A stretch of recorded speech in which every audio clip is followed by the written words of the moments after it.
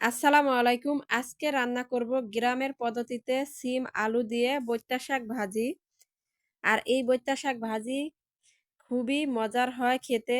সাদা ভাতের সাথে খেতে দারুণ লাগে। বইত্যা শাক ভাজি করার জন্য আমি বইত্যা শাকের সাথে আরও কিছু শাক নিয়েছি। প্রথমেই নিয়েছি আমি বইত্যা শাক, এরপরে নিয়েছি আমি লাউ শাক, নিয়েছি একটা আনকমন শাক, ফুলকপি শাক কিছু, সিম, এর সাথে নিয়েছি কিছু ধনিয়া পাতা। আমি এগুলো একসাথে ধুয়ে পরিষ্কার করে শাকগুলো কুচি কুচি করে কেটে নেব। শাকগুলো আমার কুচি কুচি করে কাটা হয়ে গেছে, এখন আমি প্যানে দিয়ে দিলাম। এরপরে আমি দিয়ে দিলাম কেটে রাখা সিম আর আলুটা। এখন দিয়ে দিলাম কিছু পেঁয়াজ কুচি, সাথে দিয়ে দিলাম কয়েকটা কাঁচামরিচের ফালি। এরপরে দিয়ে দিলাম স্বাদ মতো লবণ। এখন আমি ঢাকনা দিয়ে ঢেকে দেব শাকটা সেদ্ধ হওয়ার জন্য।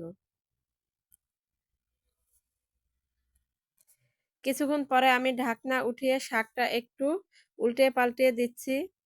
শাকে থেকে যেই পানি বের হয়েছে এই পানি দিয়ে শাকটা আমি সেদ্ধ করে নেব, এক্সট্রা কোনো পানি দেব না।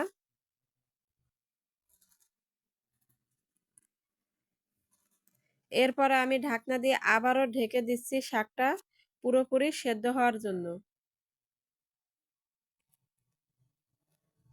শাকটা আমার পুরোপুরি সেদ্ধ হয়ে গেছে, শাকে থেকে পানিটা শুকিয়ে গেছে। এখন আমি শাকটা বাগার দিয়ে নেব।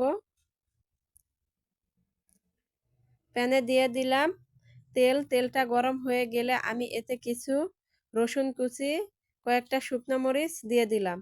রসুন আর শুকনো মরিচটা আমি তেলে ভেজে নেব।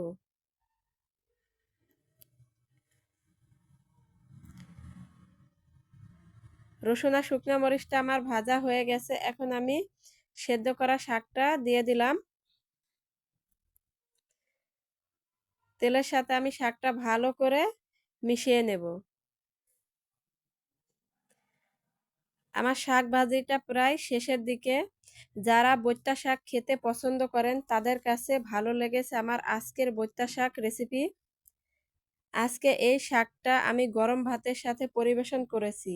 এই বৈত্যা শাক ভাজি রুটি দিয়েও খেতে ভীষণ মজা লাগবে। হয়ে গেছে আমার আজকের খুবই অল্প সময়ের মধ্যে বৈত্যা শাক ভাজি। আমার এই রেসিপিটা কে কোথা থেকে দেখছেন অবশ্যই কিন্তু আমাকে কমেন্ট করে জানিয়ে দেবেন, যাতে আমি আপনাদের ধন্যবাদ জানাতে পারি। আল্লাহ হাফেজ।